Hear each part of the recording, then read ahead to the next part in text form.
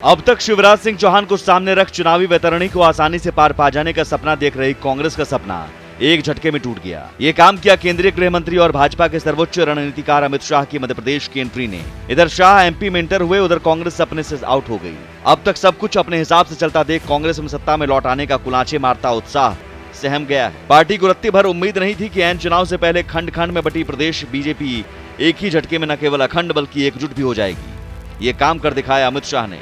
अब कांग्रेस को शाह जैसे कुशल चुनावी रणनीतिकार को ध्यान में रखकर अपनी रणनीति पर नए सिरे से विचार और बदलाव के लिए मजबूर होना पड़ रहा है। इसका यह असर है कि अब प्रदेश कांग्रेस में दिल्ली दरबार का दखल बढ़ता जा रहा है। रणदीप सुरजेवाला इसका उदाहरण है। कांतिलाल भूरिया को फिर से याद करना भी कांग्रेस की शाह की एमपी में एंट्री के बाद बदलती रणनीति का ही हिस्सा है। राष्ट्रीय अध्यक्ष मल्लिकार्जुन खड़गे और युवराज राहुल गांधी का आगामी मालवा निमाड़ दौरा भी इसी रणनीति का हिस्सा है। कांग्रेस और कमलनाथ को अब तक सब आसान नजर आ रहा था। मुख्यमंत्री शिवराज सिंह और उनका 17 साल का कार्यकाल आसान निशाना बना हुआ था। कांग्रेस को यह भरोसा भी पुख्ता था कि बीजेपी के क्षत्रपों से भी शिवराज को वैसा साथ नहीं मिलना है जैसा मिशन 2023 के लिए बेहद जरूरी है। शिवराज सरकार पर अफसरशाही के हावी होने के मचे शोर ने कांग्रेस की राह आसान कर रखी थी। पार्टी को पता था कि ब्यूरोक्रेसी वाले मसले पर बीजेपी का असली कैडर भी खासा नाराज है, जिसकी कहीं कोई सुनवाई नहीं हुई।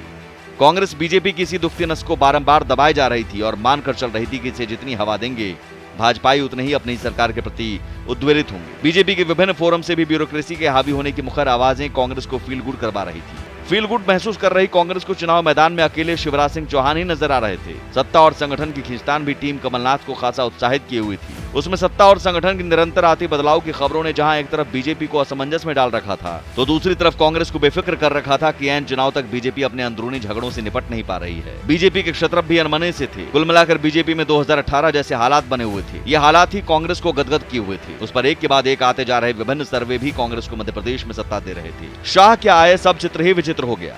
18 दिन में 3 बार प्रदेश में आकर शाह ने मिशन 2023 की पूरी फिल्म ही पलट दी। कहा तो प्रहलाद पटेल से लेकर विजयवर्गीय और नरेंद्र सिंह तोमर से लेकर ज्योतिरादित्य सिंधिया को प्रदेश अध्यक्ष बनाने की दिन भर चलती खबरें, और कहा इन सभी क्षत्रपों का नवरत्न बनकर उस टीम का हिस्सा बन जाना जिसके दम पर आगामी विधानसभा चुनाव लड़ा जाना है। कहा सत्ता और संगठन में बदलाव की खबरें, और कहा उसी सत्ता संगठन के दम पर मैदान में उतरने का जज्बा।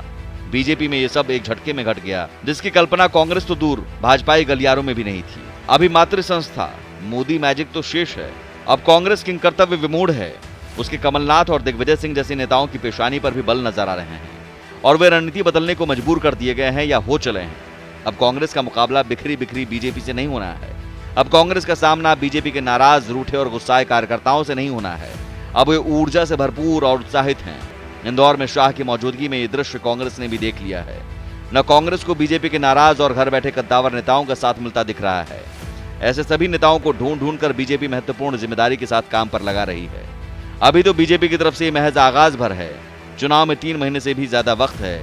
अभी तो शाह का ही मूवमेंट कांग्रेस के समक्ष यह हालात पैदा कर गया है। अभी एकजुट बीजेपी का मैदानी खेल, संघ परिवार का परिश्रम और मोदी मैजिक शेष है। इन सब घटनाक्रम ने कांग्रेस को नए सिरे से मिशन 2023 को फतह करने की रणनीति बदलने को मजबूर कर दिया है। इसकी शुरुआत कांग्रेस में शुरू भी हो चुकी है।